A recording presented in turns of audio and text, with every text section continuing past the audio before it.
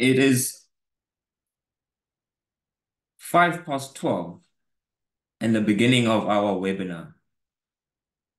I would like to welcome CESA member firms, CESA board, guests to our webinar. Today, we will be discussing digitalization in our industry.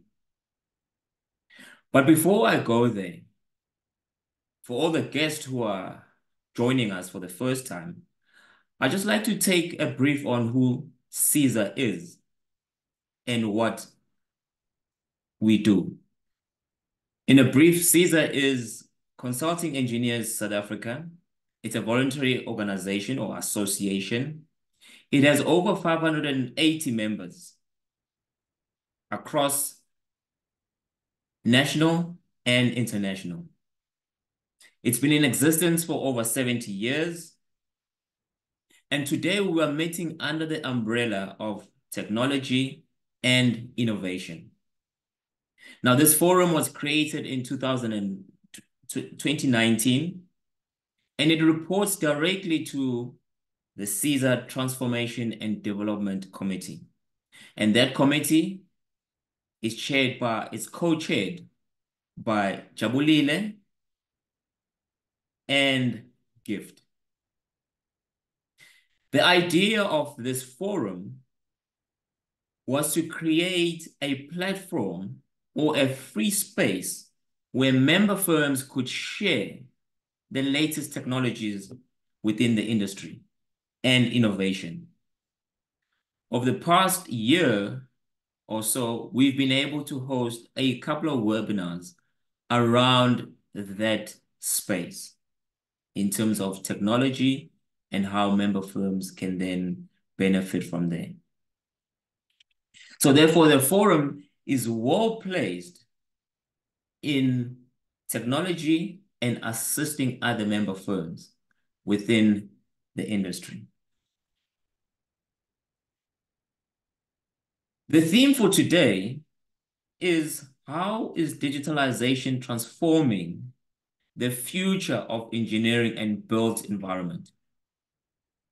Now, there are two factors that has driven this rapid change or adoption of technology in the engineering space.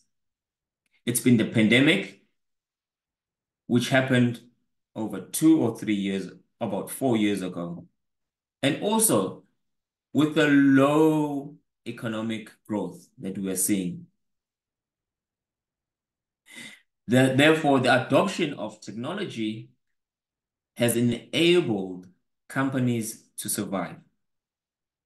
We saw this when companies were able to send their employees home to work from home. We saw this through projects continuing because of the collaboration between firms using the latest technology. Technology is really playing a crucial part in lowering cost while enhancing project execution. The speakers for today would unpack some of these elements with regards to digitalization.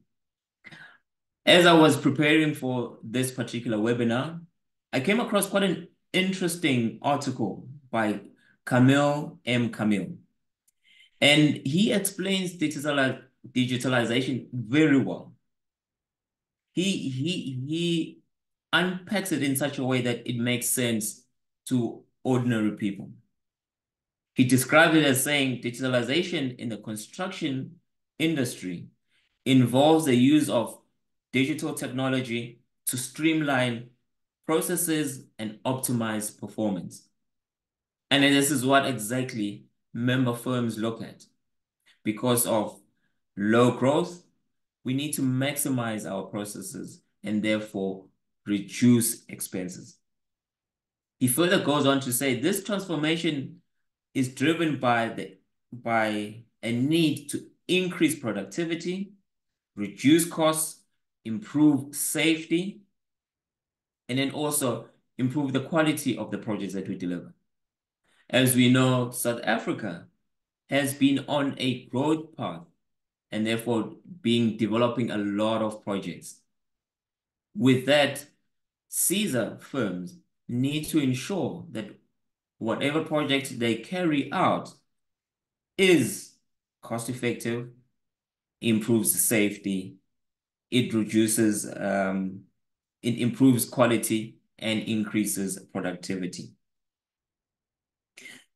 Now, the benefits of having digitalization within your firm, to all the member firms, is that one, we increase accuracy of doing things. In a simple example, when you go to site, you have less clashes. We enhance communication. Within one particular common database or data environment, you are able to collaborate and speak with each stakeholder in terms of communication. Improved safety. We are able to see activities prior to it being happening. And then lastly, cost-effective and time efficiency. We're able to do things quicker, and therefore we are reducing waste and then improving the cost. So these two amazing speakers that we have today, with a wealth of knowledge in the space of technology, will help unpack exactly what I have introduced in today. I would like to call up our first speaker. I'm very honored to have our first speaker.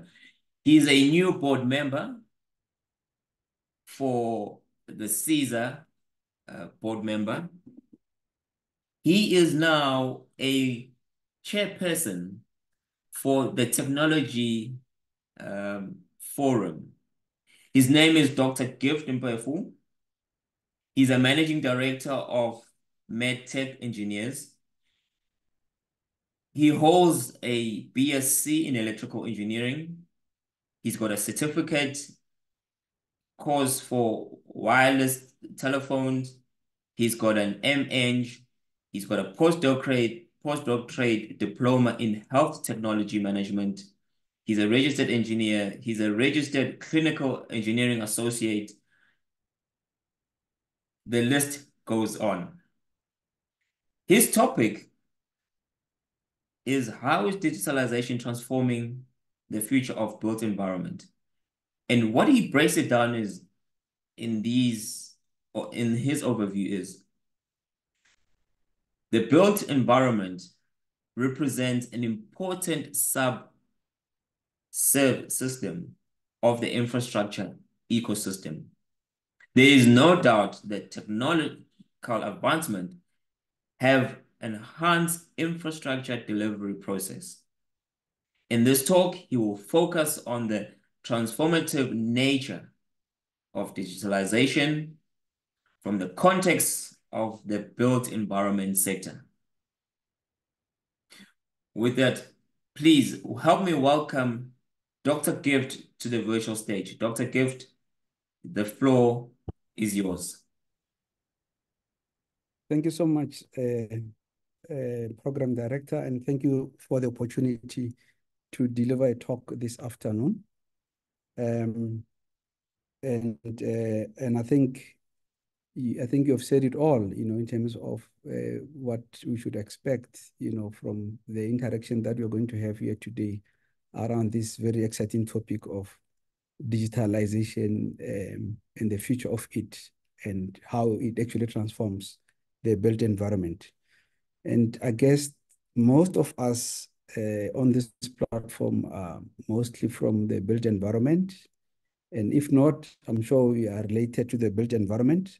And therefore, it makes sense for all of us to make sense of what this digitalization is all about and how can it help us to build sustainable communities, sustainable businesses, and sustainable societies.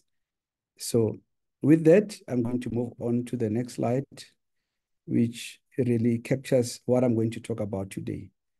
I'm going to request that I stop the video sharing because of the network connectivity issues. I'm at the Innovation Hub today, but looks like the connectivity can be an issue.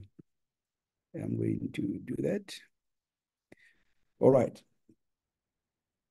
So the field of digitalization and digital transformation, and I think it's important that when we talk about digitalization, we don't forget about digital transformation because of the relationship that these concepts have. Clearly, the fields of digitalization is trending, and there's a lot of literature out there. However, one can only do so much within the time that we have, and therefore, my talk is going to be limited to the topics that you see on the screen. We will begin by, tracing the origins of digitalization, and of course, making sure that we understand some of the basic terminologies so that we are all on the same page. And we talk a little bit about the categories of digital technologies, and we as one of the digital technology as a case study, and we look at how is this digitalization transforming our built environment. And of course, there are some challenges, and we conclude. Okay. Right. So the field of digitalization and the field of digital transformation, they are not necessarily new. As recently as 2023, which is last year, some researchers investigated the digitalization in the construction industry and reported on the interest of researchers and society's demand for digitalization in the field of engineering, which started way back in 1922. So there's always been an interest in this field, and this interest, started way back in 1922. And of course, further studies indicate that digitalization only started around 1950. So in 1922, between 1922 and 1950, there was a huge interest in the topic, but really the actual digitalization started in 1950. And it started in 1950 because that's when the advent of computers came into being. Fast forward, in 1980, we saw the invention of the internet. And that really pushed a lot of activities and excitement in the area of digital technologies. Clearly, as we can see, many discussions and debates have occurred around the topic of digitalization over the last 102 years. But the key question is, what is digitalization? We cannot define digitalization, as I've indicated, without talking about digital transformation and also relating it to digital technologies. So before defining digitalization, it is important to highlight related terms used extensively in the literature. Firstly, it is important to understand that digital technology or digital technologies, as you can see them here,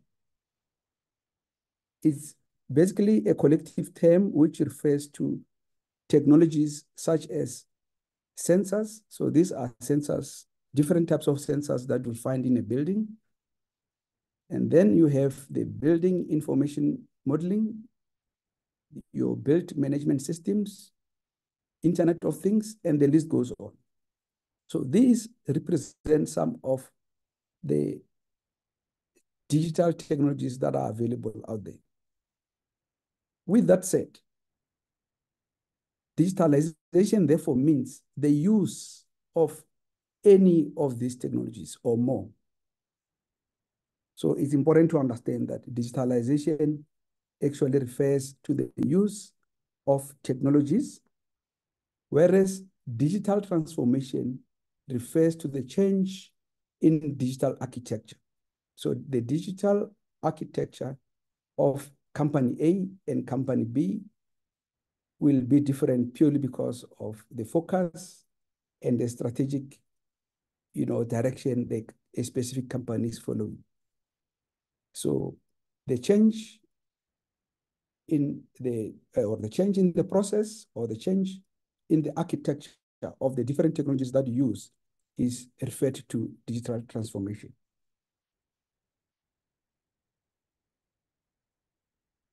There are 4 categories of digital technologies. It can be confusing, and that's why it's important to categorize the information in a way that should make sense to all of us. So the categories are modeling and simulation, meaning there's a whole family of tools, products, or technologies that fall under the theme modeling and simulation. For instance, the building information modeling tool falls under the modeling and simulation category. And then you have virtual reality and augmented reality, and the list goes on. So these are just some of the examples of the tools that one can use to do modeling and simulation that also are important tools in the digital technology space. And of course, there are tools that are used for data processing. And these tools that I've listed here, data mining, blockchain, semantic modeling, are some of the examples of technologies that are used for data processing. And of course, you've got decision support enablers. These include machine learning, computer vision, and other technologies. You have the last category is the data acquisition. Data acquisition has to do with collection of data from, the subject under investigation. And for you to do that, you'll probably need to use some sensors, or recently we see a lot of Internet of Things applications as a technology that is being used to collect data. So all of these categories are very specific, and they could be used in different life cycles of a building, for instance. We know that a building goes through the different life cycles, right from the design to construction to operationalization through to the decommissioning of the infrastructure or an asset. A digital twin is one of the digital technologies, and I decided to use digital twin here as an example to indicate the power of these digital technologies in terms of managing the built environment now and in the future. A digital twin is basically nothing but a replica of the physical asset in the virtual environment. So what you see on my right-hand side here, the digital twin, this will be a virtual representation of this physical building. So in simple terms, this is nothing but a software application which is connected to the physical building through a number of sensors that are collecting specific data or information from this building and pushing it through to this particular software application for further processing and really making sense of what that information is saying. For instance, if you want to perform building performance analysis, and specifically looking at the energy utilization, you can activate your energy sensors to be able to collect that information for you. And through the data analytics engines, specific algorithms could be run, and some machine learning and some other decision support systems could be applied in order to make sense of the information that has been extracted. And now the most important thing is that that information is then fed back to the building. It doesn't help to collect all the information and you don't actually get to utilize the outcome of that processing. So in this case, you can see this is actually a closed loop where the information that would have been processed is fed back to the system. The system in this case here is the actual physical building. If, let's say, the energy consumption is too low, so the system should be able to instruct the physical building to say, now reduce energy consumption. And of course, that will be based on a number of algorithms that would have been defined. So this is actually a very, very powerful system that really shows how the different categories that I spoke about earlier on can actually be applied in a real life system in order to improve the efficiency of a building. And of course, you're not just improving the efficiency of a building, there are economic implications to that particular exercise. So by improving the energy consumption of a building, you can actually save costs, and that can actually improve the bottom line of the property owner or whoever is responsible for that particular asset. So as I've indicated, there is this physical connection that is enabled by the sensors, such as the Internet of Things or some wireless sensors. This is very, very important because that is the only interface that you have between these two twins. Now, moving on. Now, the question is, how is this digitalization transforming the built environment? So we are saying that the digitalization is transforming the built environment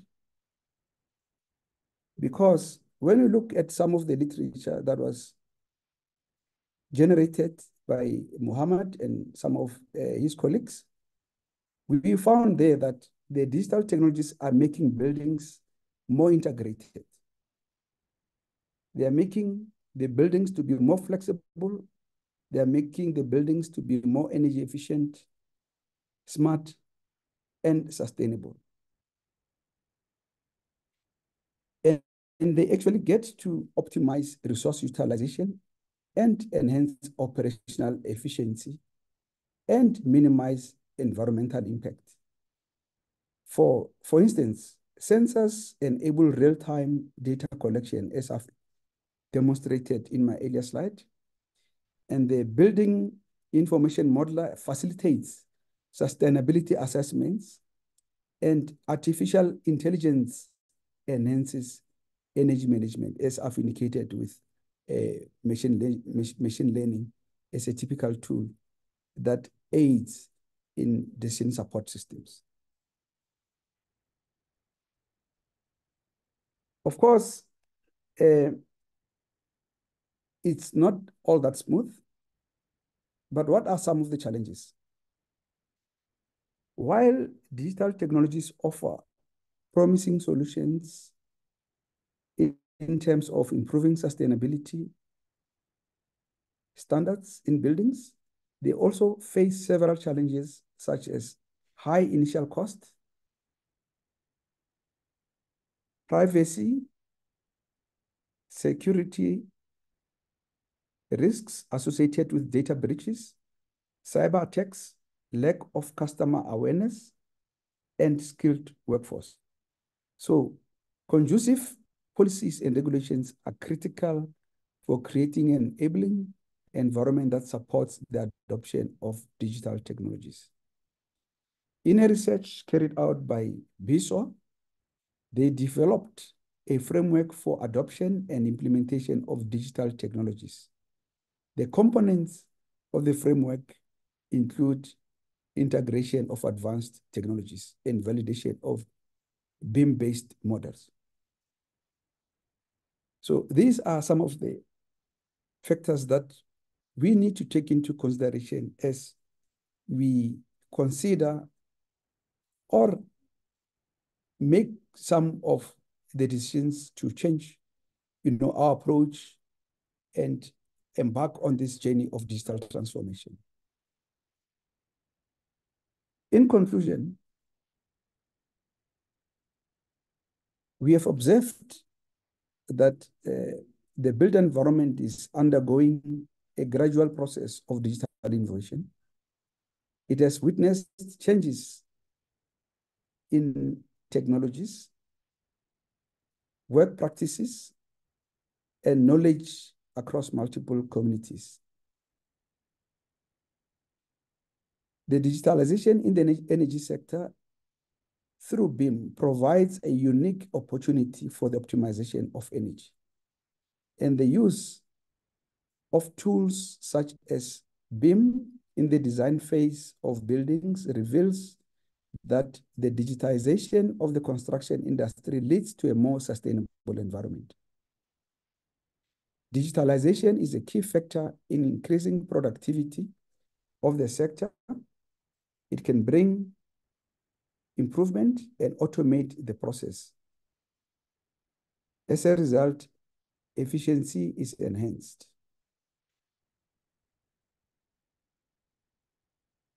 And that brings me to the conclusion of my talk.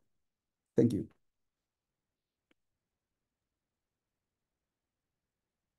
Thank you so much, Prof. What a wonderful presentation you've given us. You have made us think quite a bit. Before I move on, let me just have 1 second just for housekeeping. I forgot to mention it in the beginning, but we do have a question and answer. If you have any questions, I would ask if you could post them on the webinar. We will then ask the questions towards the end after the 2 speakers have gone through. That's when we will reach out and then have a time where we discuss some of the questions. While I'm at it, Doc, just one question. In fact, it's one, but it's loaded.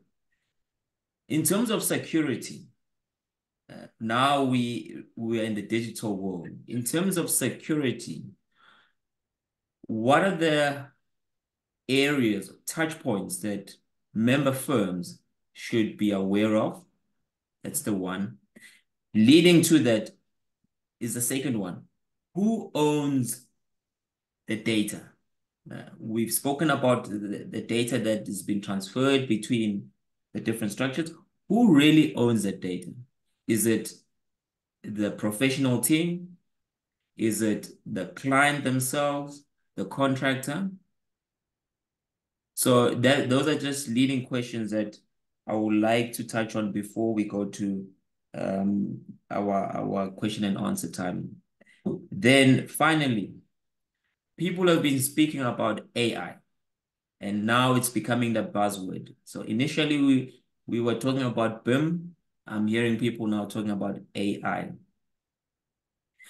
How is that impacting the whole digitalization in our built environment?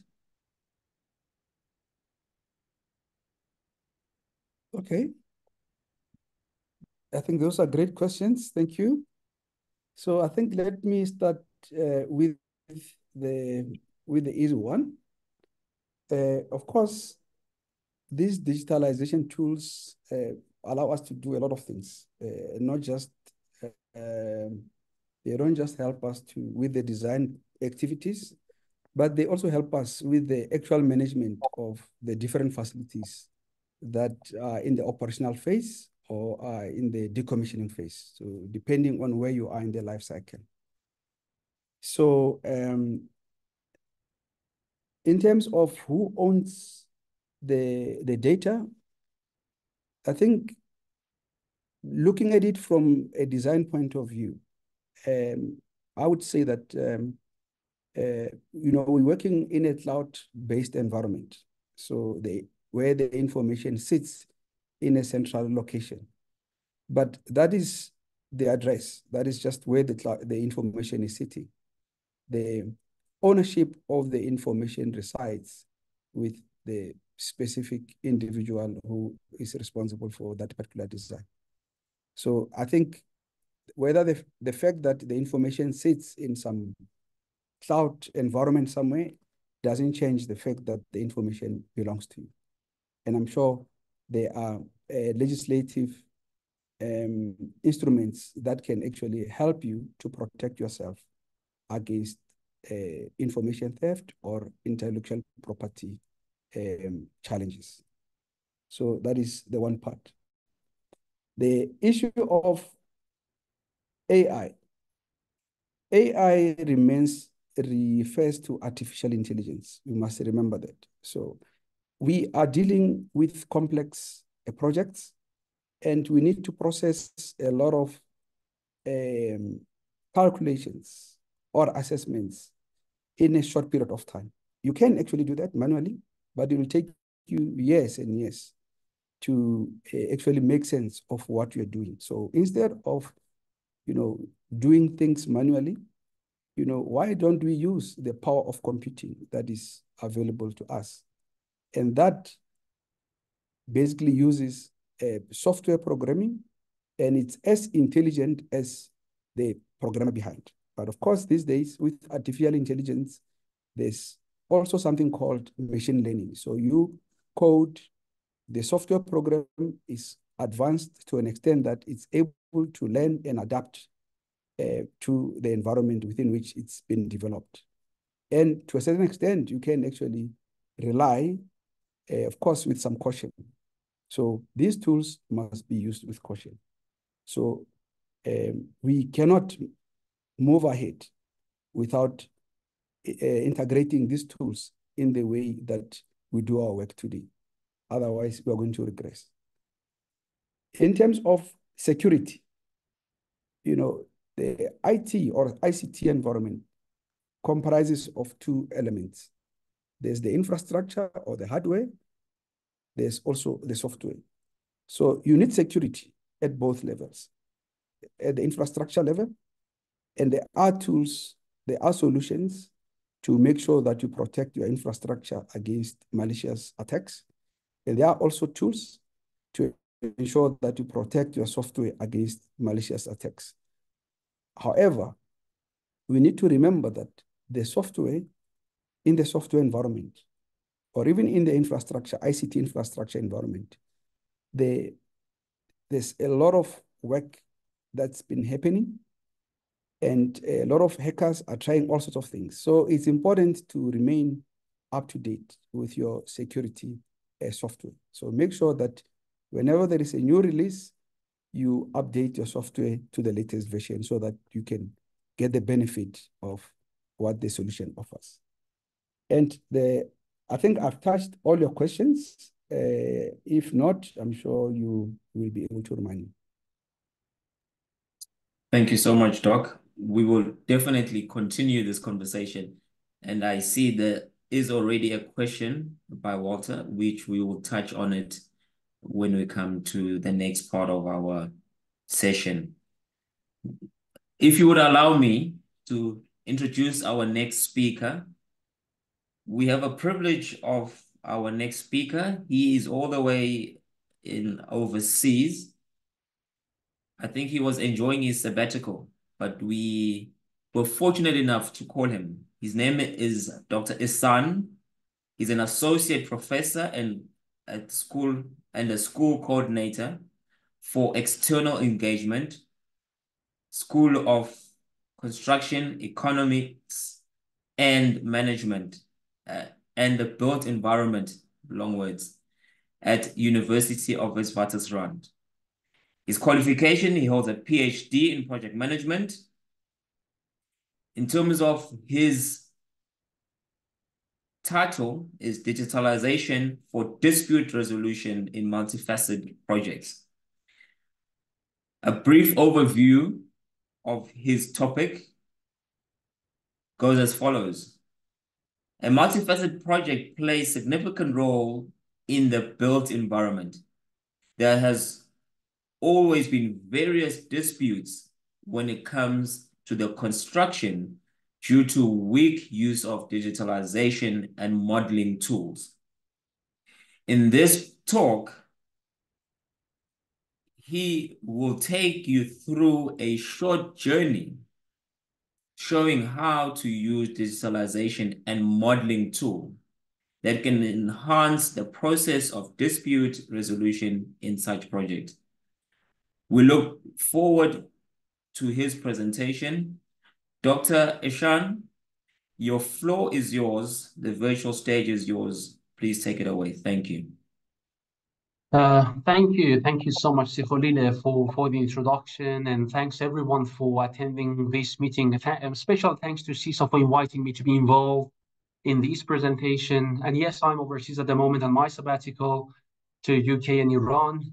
So I'm really glad that I've got the chance to make this presentation. I'll try to summarize information as quick as possible. And I think the first presentation helps me a lot because Dr. Mpofu has already covered topics that I wanted to explain them, but I think it's much to go through details of what I would like to say about the use of tools for dispute resolutions.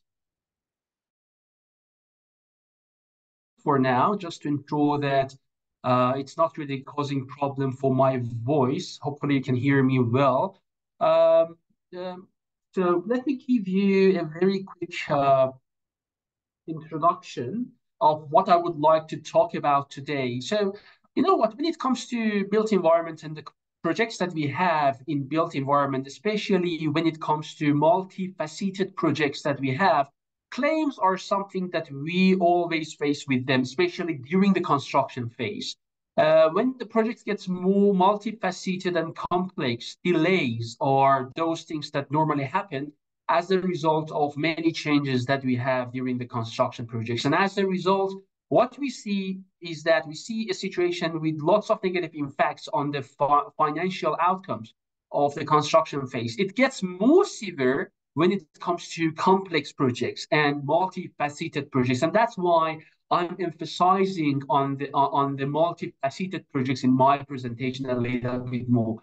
What happens after that? What happens is that you come up with the claims, people come up with the situation that they want to defend themselves, the contractors, consulting firms, even the project owner, they want to defend themselves and they want to ensure that the issues are not going to be targeted to them. So that's exactly the time that the courts come, people go to courts, the judges sit there and they want to judge on who's right, who's wrong. One of the major reasons that we are facing this situation is that we are not really getting the best use of digitalization.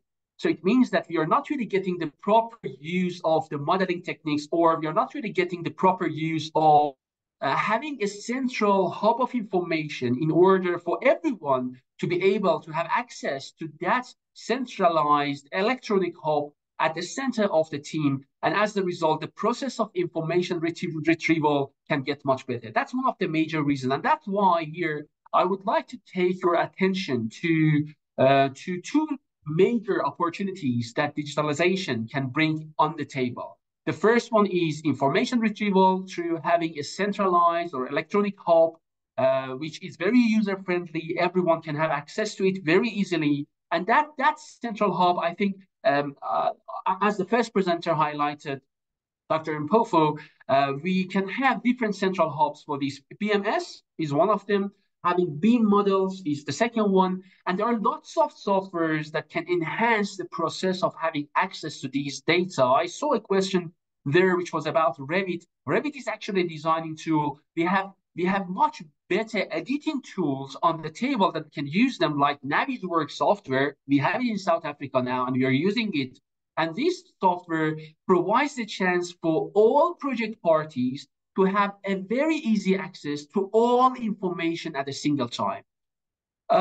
Visualization is the second opportunity that digitalization is bringing on the table. If you remember, just a couple of minutes ago, I was talking with you about the judges and courts, how people go to them and how people want to defend themselves and how they want to defend that they are on the right side and not on the wrong side. But who are the judges? Are they really professionals in the field? Are they really professionals in the area that we are defending ourselves in? Not necessarily. So what is the best, how we can use the best of digitalization tools to ensure that the judges are clear enough on the situation? Visualization. That's the tool that we can get the best use of it. And BIM, or Building Information Modeling, that Dr. Mpofu also highlighted, is one of those tools that we can use it. BIM is making a lot of benefits into construction industry, both at the planning and design stages, and also at construction and post-construction phases. This is exactly what we call it as forensic BIM, or forensic modeling and animation. What is forensic BIM? In forensic BIM, we visualize and orientate all the construction sites and processes. It's not only the structures, we even look at the visualization of the project steps. And that's exactly what Revit cannot do, right? I'm sure most of you are coming from the consulting firm, and you are completely familiar with these softwares. When it comes to Revit, you cannot bring in the timing into it. Can you bring that dimension into Revit? No. It cannot really go over 3 dimension. But when we go through building information modeling, we go through 4 dimension, 5th dimension, 6 dimensions, and n dimensions. Why? Because BIM is providing that central electronic hub for us in order to add any dimensions as much as we want into our 3 existing dimensions that Revit is providing to us. We can animate the process of the construction activities and processes. We can show all the complex situations. We can create scenarios. We can come up with 3D and 4-dimensional mediums for the judges in the courts. I don't want really to push us to go and think about the judges and courts, because the main benefit that we can get from BIM is to prevent going to the judges and courts by making proper planning and design as early as possible in the construction project. So we can come up with nice videos, we can show the scenario planning of the projects and activities, and we can come up with much more reduced cost of redoing the works at the construction phase. So forensic BIM is playing the role of a detective at the construction phase. It searches for the evidences, it searches for the reconstruct events, and it come up with proper showing or presentation of the steps. Let's have a very quick look on what the story is talking about when it comes to digitalization. In old days, we had 2D CAD drawings. I'm sure most of us we really remember those days, especially when it came to 2D drawings on the paper. Look at this model here on the screen. It's a very conventional construction process showing for a piling process. It's fine. We can see the piling process here on this 2D drawing, but can we do the site activity plannings based on these 2D drawing? No, we cannot definitely do that. So the work procedures cannot really, the work procedure can easily be presented in these 2D drawing, but when it comes to assessing and planning the site activities and processes, 2D drawings doesn't help. When we go through the virtual reality modeling, when we go through the 3 dimensions, the situation gets much better and easier. We can look at that's exactly what Revit, or even other softwares like AutoCAD, which is bringing even the 3D dimensions into on the screen. These are softwares that can really help us to understand the situation better. We can reduce and minimize the equipment idle times. We can prevent the possible accidents by looking at these 3-dimensional model. But we still have multiple disciplines who are being involved at the construction phase, right? We still have this situation. So how can we come up with proper planning of the activities? Because most of the cost of these injuries, most of the cost of these claims that come up on the construction site, who's going to bear that cost? That's project owner, right? 2 out of 3 of the costs that are being imposed to the projects, it goes to the owners. And we have lots of governmental projects here in South Africa and in anywhere in the world. So it means that the owner and the user is actually the same person. The same pocket is going to pay for the design, construction, and even post-construction phases, which includes maintenance and even demolition stages. Who's going to pay for that? Most of these governmental projects, all of this money is coming out of the same pocket. So how can we prevent all these extra costs that we're having at the time of construction and post-construction due to lots of issues that normally come up when it comes to the design of the projects? We do not have a proper understanding of the construction, and as a result, we see that 30% of the construction cost is being paid for the reworks. We can still see that we have over 60% of the major capital programs failing to meet the cost and the schedule target. I just try to highlight some of these statistics here so that we understand the importance of the use of digitalization in our construction projects. Look at this image. It's so funny, you know? We have lots of design issues happening. Even sometimes the designer has not made the mistake, but the problem is that we have different disciplines. We have pipeline designer, we have mechanical designer, we have the structural designer, and they are all working in their own islands. They don't understand each other because the language that they talk is different from each other. They work even with different softwares. It's not like all the designers are using Revit. No, of course we have Revit structure, Revit architecture, Revit map, but are we sure that all the pipeline designers are using Revit map? No.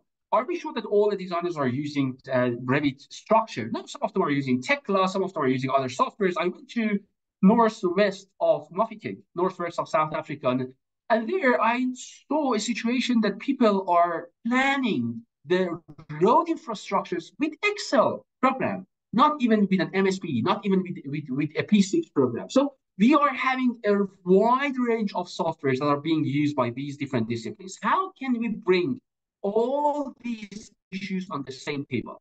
Of course, we cannot do it on these 2D drawing papers. Look at these two guys. It's coming from the old days. Can we really make changes on these papers? No. Can we really come up with proper editing of the decisions that we're making at the construction phase on this paper, and how long these papers are going to stand?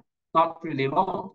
People decided to go for the maquettes. They decided to create the maquettes, but is it going to resolve the problem? Not necessarily. CAD came in on 1970s. It was being used for the 2D drawings. It helped people a lot for creation, modification, analysis, and optimization, but it was not really sufficient. It was not really sufficient. It had a lot of benefits like more efficient design, fewer design mistakes, easier collaboration, enhanced cost over designs, and better quality designs, but it was not still sufficient to make sure that we can make changes in the designs quickly.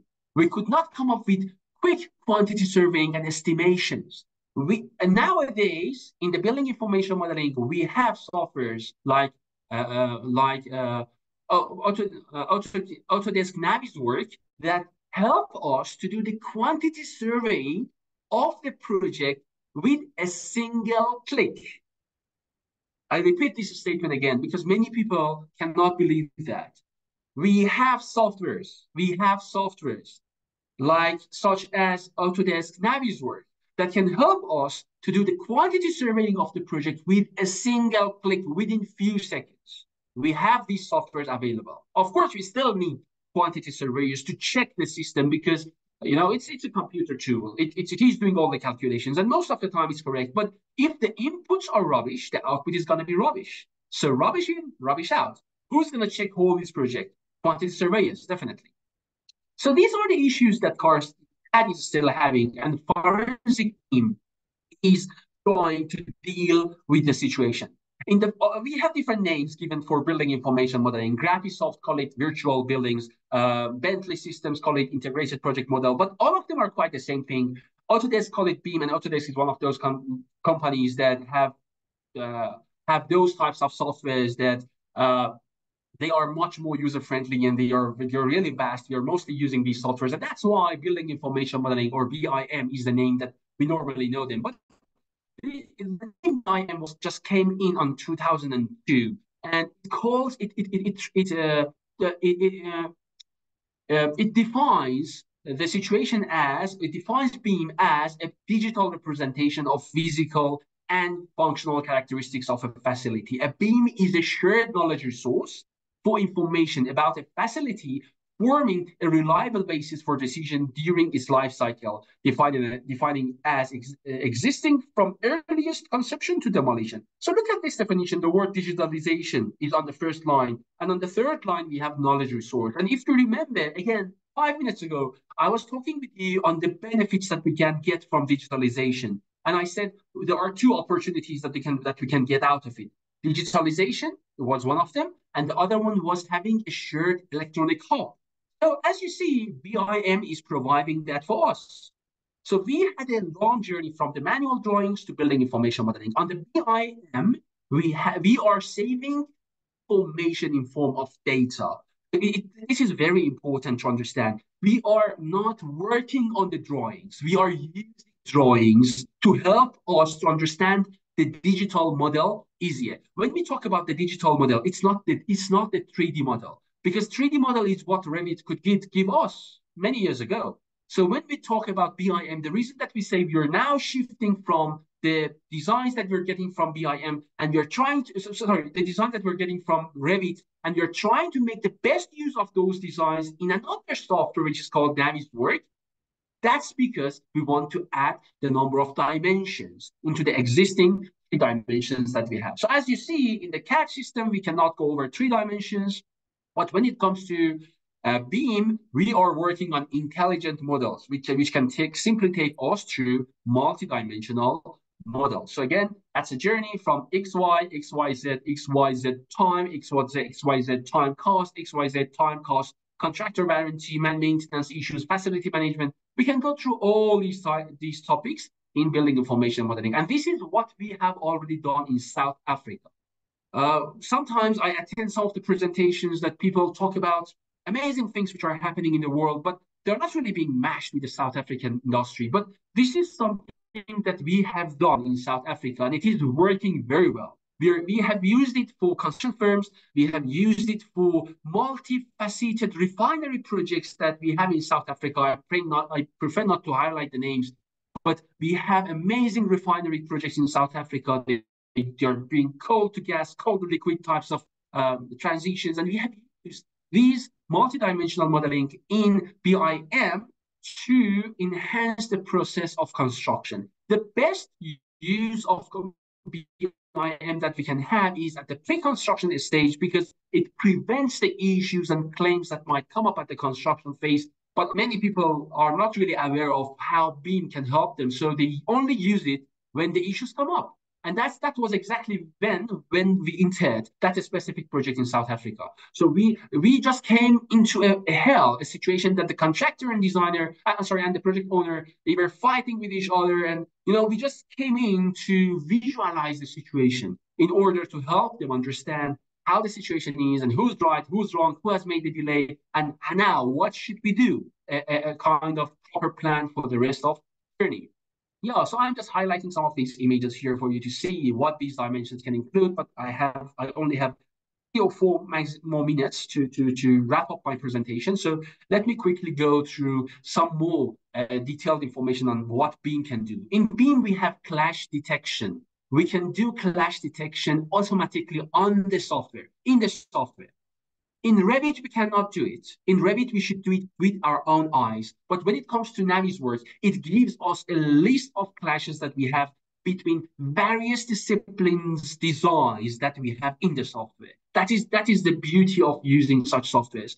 You can import whatever you have from any existing softwares that we have in the field of piping, mechanical, or structural, Revit, whatever you have, put it in Navisworks, find clashes.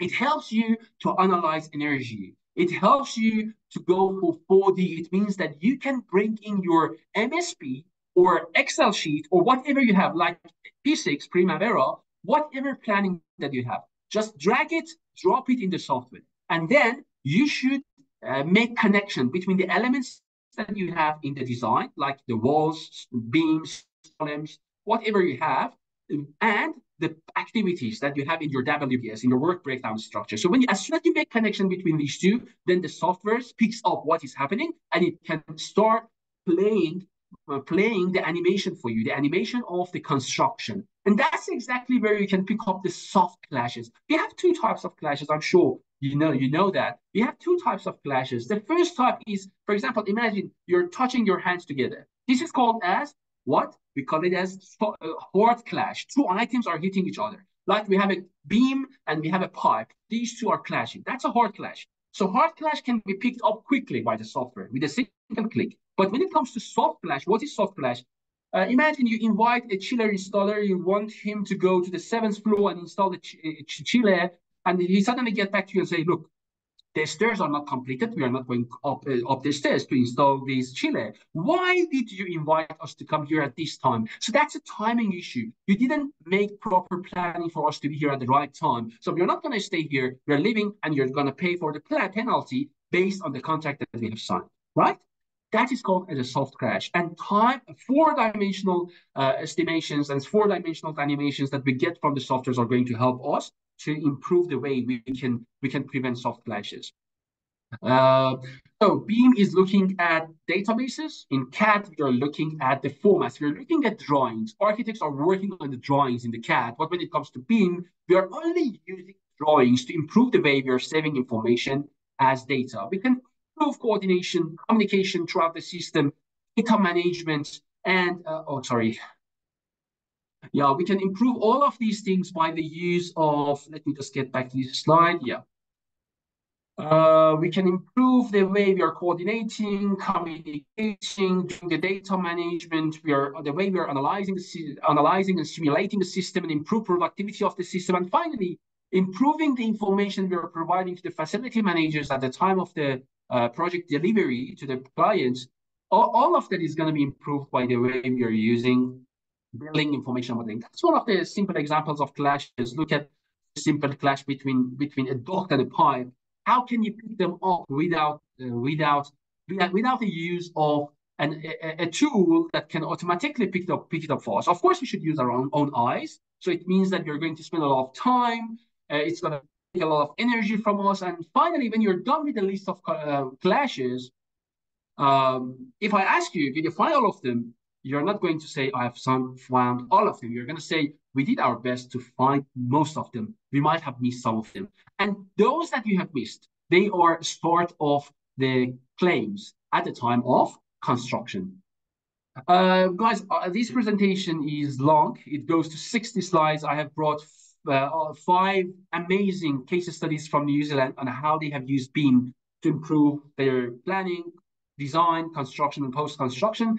Before the start of the session, I asked the organizer and they said, I can share this slide with anyone, and I'm going to do that. And please, when you have time, please go through those slides to see how this has definitely been done in some of these countries and how they have made the best use of BIM. One last statement, we only talked about BIM, but now we have a more amazing topic, which is called dynamic BIM. And dynamic BIM is integration of BIM and IoT, the topics that, the concepts that Dr. Gift actually went through them. That's an amazing topic, which it needs a much longer presentation for me to go through. But I think for now, it was enough for this session, as I was only given 20 minutes, and I've already gone 2 minutes over that. Apologies for that, and thank you so much again, Isa, for giving me the chance to be here as one of your presenters. Thank you, Doc. What a wonderful presentation. Yet again, we are indebted to you with the knowledge that you have imparted.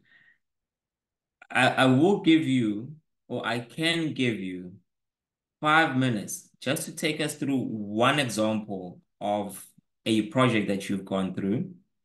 While you're doing that, while you're preparing your slides to share that, I'm seeing our questions are coming through.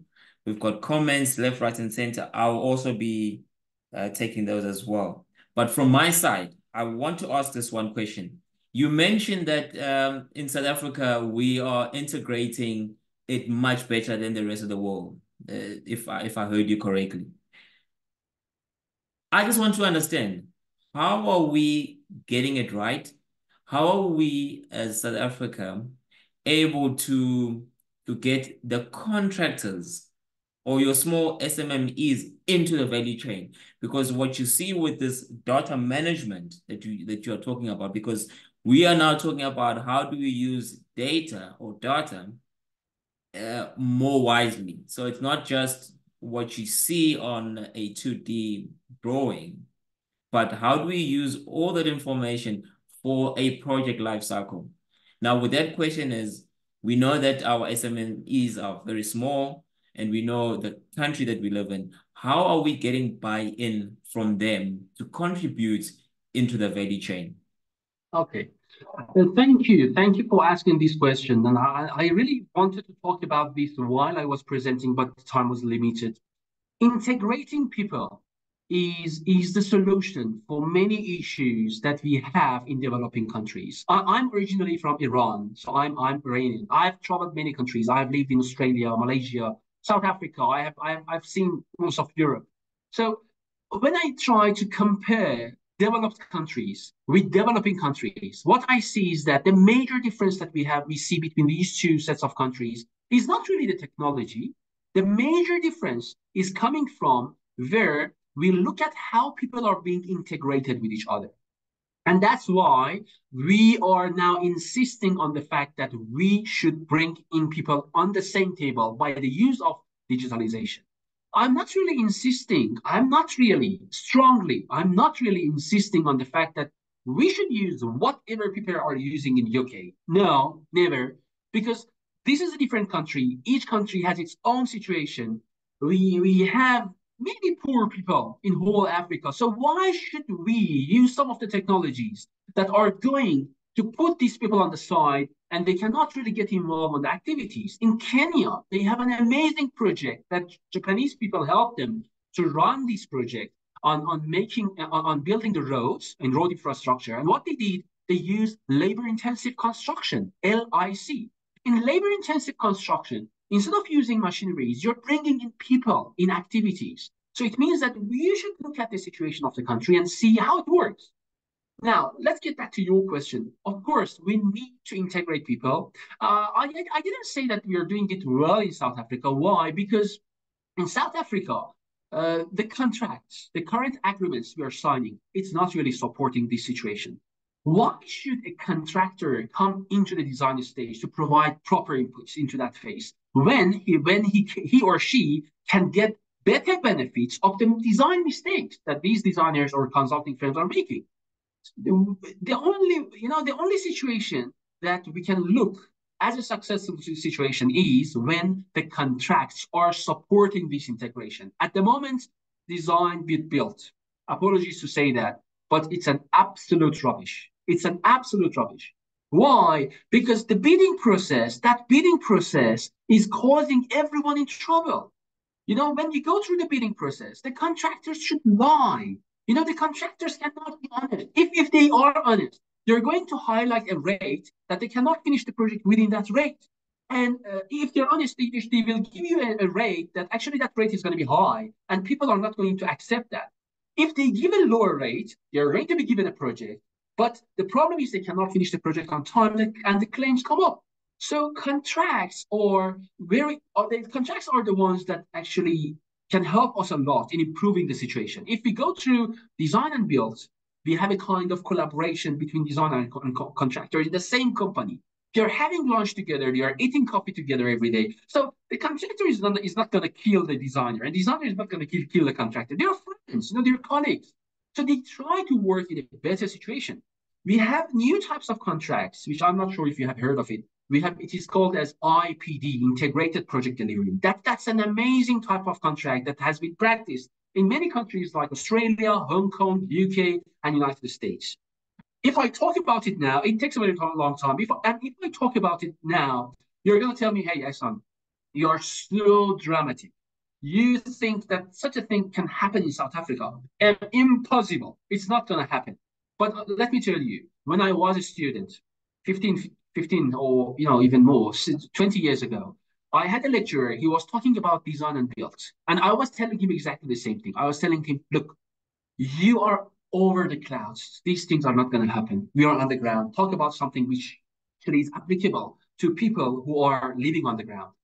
So I'm going to tell you these types of contracts, these are not built. This is happening in many countries in the world now. And IPD is something which is going to happen in near future in many countries. And I heard from one of my PhD students that this is currently happening in one of the mining projects in South Africa. And as soon as I heard that, I was so happy when I heard it because I said, okay, now, since now on, whenever I go to class, I'm going to say that look at that project they're using in South Africa and it is successful.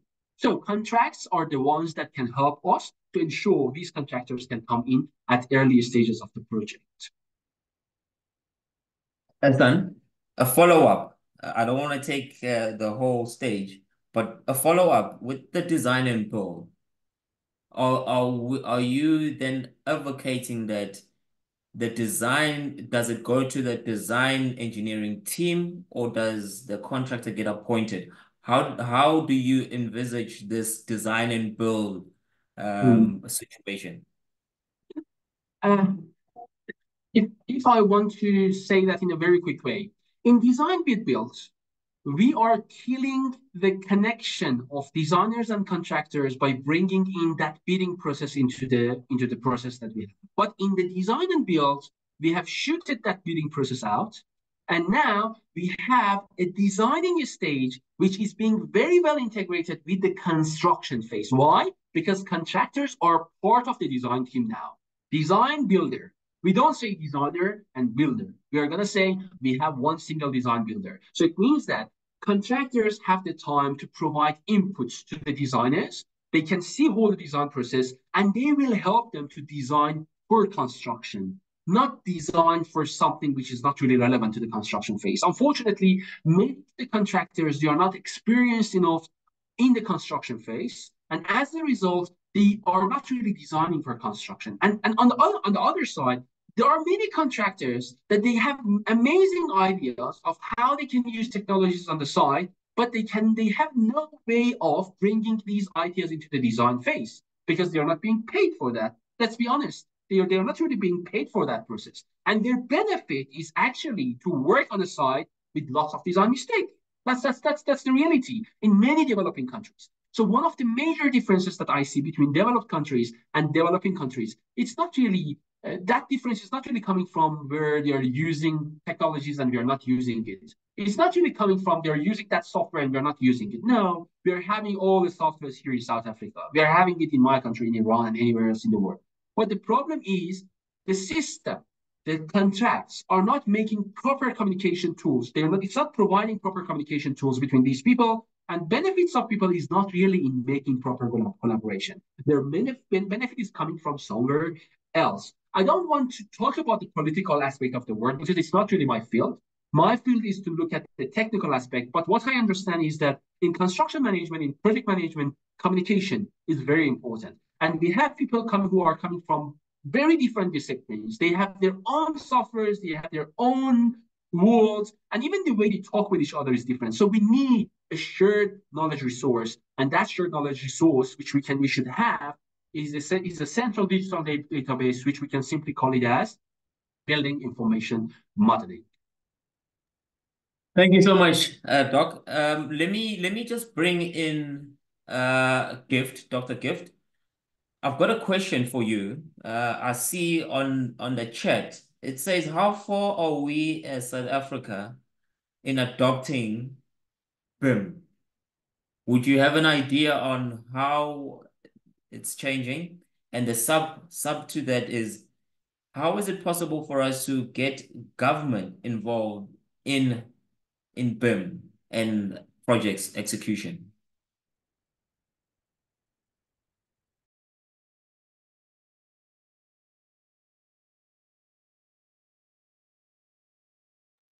Doc, you're on mute. Yes, I was trying to multitask. I was actually responding to some of the questions on the Q&A platform there. So I think the question you're asking is, how are we doing in terms of BIM in South Africa? So, yes. It's two questions. It's one, how are Yeah. we doing in terms of the adoption in South Africa? And then the second is, how do we get a government to adopt BIM Yeah. in projects? Yeah. So from my experience, and this is just my own personal experience, it's not supported by any study. I interact with a lot of firms, ranging from small to medium, to large enterprises. And what we find is that the majority of the large enterprises are more likely to utilize some of these advanced technologies, and purely because they have complex projects that really require this type of so I just want to that really require this type of technologies in order to ensure that they deliver the quality products. And for many of the small and to the medium enterprises, actually, I have before, as I was preparing for this particular talk, I had a chat with a couple of my colleagues to try and get a sense of the type of tools that they use. And none of those that I spoke to who are in the SMME space or are actually utilizing BIM, for instance. But they use a lot of AutoCAD, some of the basic tools that have been around. They utilize that, not so much on BIM. So the next question now relates to how do you get government to adopt BIM? Of course, it would be ideal. I mean, you cannot deny the advantages and the benefits that the latest technologies are offering. But at the same time, you've got to be cognizant of the cost implications related to the acquisition of those particular tools. So we should encourage, obviously, where possible, or depending on the nature of the projects, because there are certain projects that are complex, that will really require this type of tools in order to present, design and information that will help throughout the life cycle of the project. So I think it will depend on a case by case. Thank you. Thank you so much, Doc. I see you were on a rampage answering questions here, which is wonderful. Just one question, which I think I can pose to both. I can pose to both. No, in fact, I will start with Hassan. There's a question here from the committee. They want to see the one project. So I don't know how we're going to do that. If we can just show maybe one or two slides on the project that you have.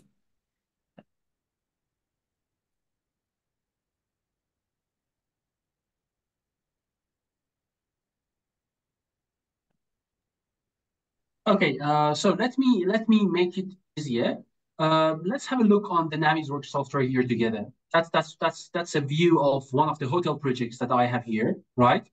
So let me show you very quickly on how we can see this project from different angles. As you see, if I click on the sprinkler items and then I click on hide unselected, I can see all the sprinkler items here on the screen.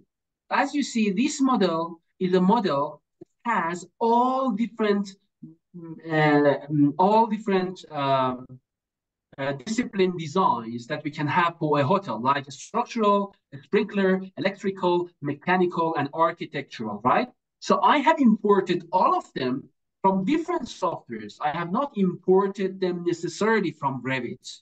I have imported all of them to Navisworks from different softwares, and one NWC file, which is a cache file, is created on this software. Right now, I unhide all of them. I go through the home page again, so that you can see all the project. And now I click on structure item, and then I hide unselected. And as you see here, you see the structural items that we have in this project.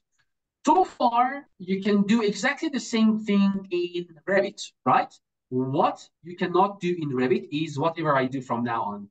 Clash detection. I click on my clash detective. I want the system to find clashes. I call it as test one. I want the system to find clashes between structural items and, I don't know what, curricular item. In all this building, if I ask you to find all the clashes between your pipes and structural items like columns and beam, how long does it take for you to find them in your Revit? A long time. And can you promise me that you have found all of them? No. So here I click on run test.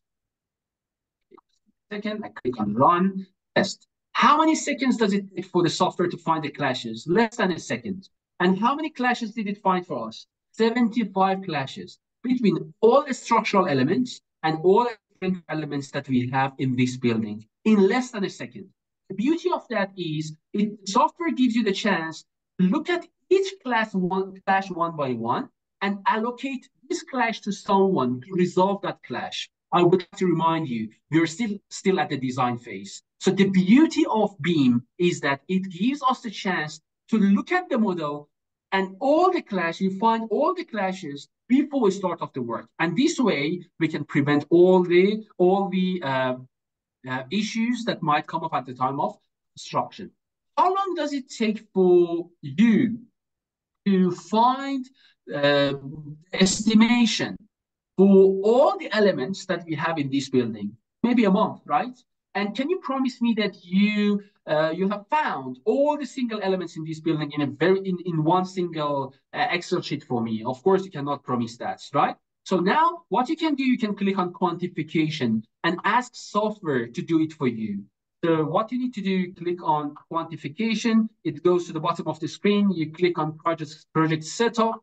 You go to, these are the initial settings of the software that I do. It's not really important. So I go to the main quantification page. And then what I'm going to do, firstly, I need to select all my models. So what I'm going to do, I select everything here, all the models that I have imported to the software. And I go to quantification again, and then I start running the model takeoff. I just take it off to new catalog item. Let's see how many seconds it takes for the software to do the quantification of all this model for you. So I started with the clash detection. Now I'm showing the quantification for you. It's done. Quantification is over, and all the elements that we have are shown here. It's not easy to see them, right? The easiest way is to go here and ask software for you to export it to an Excel sheet. So I would like to save it on the screen, and it takes a few seconds for the software for you to do all the quantity serving of the model for you on one single sheet. How long does it take for a company of 5 people, 6 people to do quantification for all this building? A very long time. But we are now doing it within 2-3 minutes maximum by saving all the items here. While you're waiting for the saving to be over, it takes maybe less than a minute. What I would like to explain here as well is that apart from these things, we can go through Timeliner. You can see Timeliner on top of the screen here, right? Timeliner brings up in a situation that we can do the animation of the construction project phases. This way, we can show the process of construction to anyone who's involved in the process. And as the result, we can figure out what are the soft clashes that we have in our construction. Look at this Excel sheet, which I have already opened it for you. This is what the software gave me.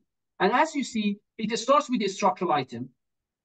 On the structural items, it goes through each level of the building. It shows us which structural items we have, how long is the length, how much is the width, how much is the thickness, and then it shows all the information here in a cumulative way. As you see on top of like in this row 306, it shows everything in cumulative way, and it shows it per level by level. It means that it is doing all the process for us in a very short time.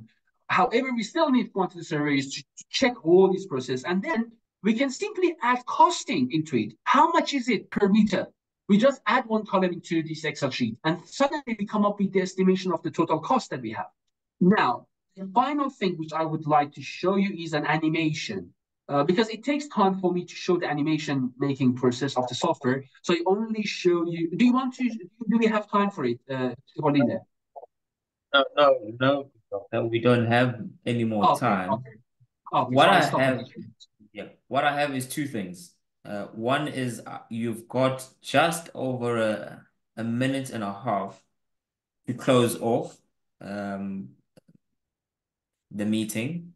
Now, there's a question which was posed. It says the IDP is ideal for complex, multifaceted infrastructure. In the South African context, we need an agile and broad-based design and contracting methodologies. Is this a close reality? So that's the question. If you can sum up that, and that will be your last comment for the day before I go to Dr. Gift as well to close off. No worries. Thank you. Thank you. IPD is ideal for all projects. Of course, the benefits we get from IPD in multifaceted and complex projects is more evident. We can get a lot of benefits out of it. We can make amazing savings in large projects, but it doesn't necessarily mean that it's only for large and complex projects. It can be used for any projects. IPD is a separate session that I always talk about because there are lots of discussions around it. Won't it create mafias in construction projects? That's the first questions that comes up as soon as we talk about IPD. Yes, it brings it, but the problem will be resolved within 1 or 2 years based on the experience that first world countries have taken as the result of using IPD in their projects. That's all from my side. Thank you. Thank you. Thank you so much, Doc. Thank you for imparting so much knowledge to us. We are yet again indebted to you. Dr. Gift, the last one, your last closing punch. But before you give us your closing punch, I've got a question as well. It says, how can SMMEs with the Rivet and Nevis work software skills get involved? I'm sure he's saying getting involved in projects, considering that at the moment, such softwares are used in big projects. Yeah, I think I read through the question and my interpretation is different. I think what they are trying to ask is that they have the software skills, but not necessarily skills in those technologies that you've spoken about, unless if I'm wrong. But the key thing is that we know the whole process of getting involved in projects. We know that you need to, to have a project, and for you to have a project, you need to go through some business development activity or some partnership, arrangement with some of your business associates that will eventually land a project on the table. But what is also critical is that people need to make sure that they empower themselves. Some of the software vendors, they spend a lot of time in assisting people to master and the utilization of those particular tools.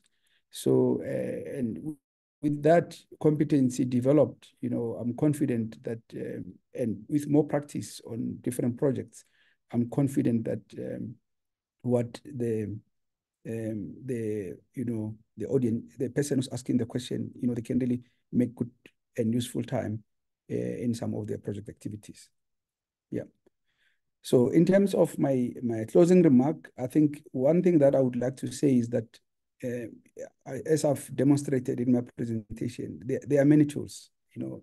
Think of a toolbox. If you go to your hardware, retail hardware shop, they have a lot of tools. You can only buy that which you need. So it's important to understand as a business, as a firm, what is your domain? And it's critical. Investing in software, it's investment. So meaning it must give you the returns. We have made mistakes, in our firm where we have actually invested in some ERP software, and we never really recovered or did not realize the return on investment. So please make sure that the software that you intend to introduce in your environment as a tool, will be utilized, and as a result, will give you the returns that you want. Of course, there's financial returns, but there's also sustainability returns that you want to see, from a design and asset management perspective, because those tools, they could be very, very useful in helping you to effectively carry out your responsibilities and obligations as a built environment professional. So I think let's be flexible. Let's learn more. The other thing is that let's play around with some of the sample tools. There are some tools that will be made available to you for trial. So play around, talk to people before you make those investment decisions. Thank you. Thank you, Dr. Gift. Thank you for your input. As we close off, I would like to express my sincere gratitude to all the speakers. I know I called you last minute. It was very short notice, but you prepared and have given us wealth of knowledge. I'd like to also, in addition, to thank CESA for giving me the opportunity to actually lead and facilitate this webinar. I hope it went well. And to all the attendees, thank you so much for the questions. And we have gained so much knowledge with that. It would be wrong for me if I don't close by saying congratulations once again to Dr. Gift for being the new chairperson of the CESA Transformation and Development Committee Forum, which hosts this technology and engineering innovation forum. We really look forward to seeing more of these webinars in future. And may I ask all the attendees to keep your eyes open for the next one, because I think we're going to be requiring speakers, and we're also trying to look into how do we involve diversity through bringing in female representatives. So with that, thank you so much and take care. Thank you. Bye-bye. Thank you. Bye-bye.